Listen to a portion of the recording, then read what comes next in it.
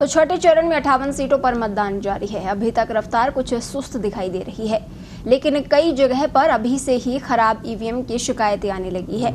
बात चाहे दिल्ली की हो, चाहे बंगाल की या फिर किसी दूसरे इलाके की, कई जगहों पर इस समय लोग घंटों से लाइन में लगे हैं, लेकिन वे अपनी वोटिंग अधिकार का इस्तेमाल नहीं कर पाए हैं। राजधानी दिल्ली में तो आतिशी ने आरोप लगा दिया है कि जहां पर भी इंडिया गठबंधन का वोट है, वहां पर इस समय धीमी वोटिंग देखने को मिल रही है।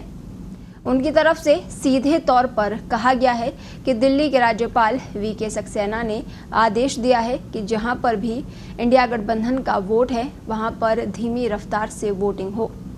इसी तरह चांदनी चौक इलाके में भी खराब ईवीएम की खबर सामने आई है। कुछ और जगहों पर दिल्ली में इस समय 2 घंटे से लोग नाराज हैं, वे अपना वोट अभी तक कास्ट नहीं कर पाए हैं। इसी तरह पूर्वोत्तर के राज्य ओडिशा में भी छठे चरण में वोटिंग जारी है, लेकिन यहां पर भी इस समय खराब ईवीएम की बात सामने आ गई है।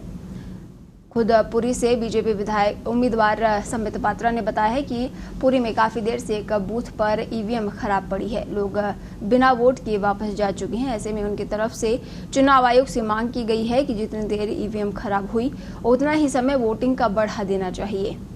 अभी के लिए चुनाव आयोग ने खराब ईवीएम की समस्या को लेकर कहा है कि वे हर मामले की जांच कर रहे हैं।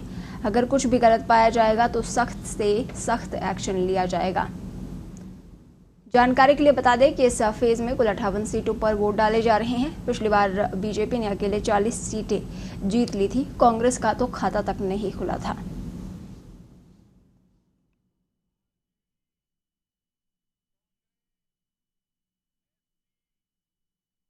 मिली कि दिल्ली के कई हिस्सों में जहां जहां इंडिया गठबंधन के स्ट्रांग होल्ड है, जहां पे हमारे बहुत ज्यादा वोटर हैं, वहां पर एलजी साहब ने पुलिस को आदेश दिए हैं कि वहां पर वोटिंग को स्लो कराना है, डबल बैरिकेडिंग करवानी है, बैरिकेडिंग को बूथ से दूर करवाना है, बार बार वोटर्स की चेकिंग करनी है कि वोटिंग की स्पीड स्लो हो जाए।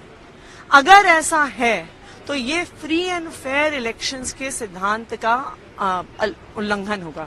तो हम यही अपील करेंगे इलेक्शन कमीशन से कि उनकी जिम्मेदारी है कि फ्री एंड फेयर इलेक्शंस होने चाहिए, और ये free and fair elections ensure कराना इलेक्शन कमीशन की जिम्मेदारी है। ईवीएम मशीन काम नहीं कर रहा है, ईवीएम मशीन काम नहीं कर रहे हैं, उस पर मैं बात कर रहा हूँ रिटर्निंग ऑफिसर से। लोग जा रहे हैं, अभी बहुत लोग आए थे, लोग अब जाने लग गए हैं। फिर एक्सटेंशन ऑफ टाइम के लिए बोला जाएगा, जितना समय काम नहीं किया उतना टाइम एक्सटेंड किया जाएगा। धन्यवाद।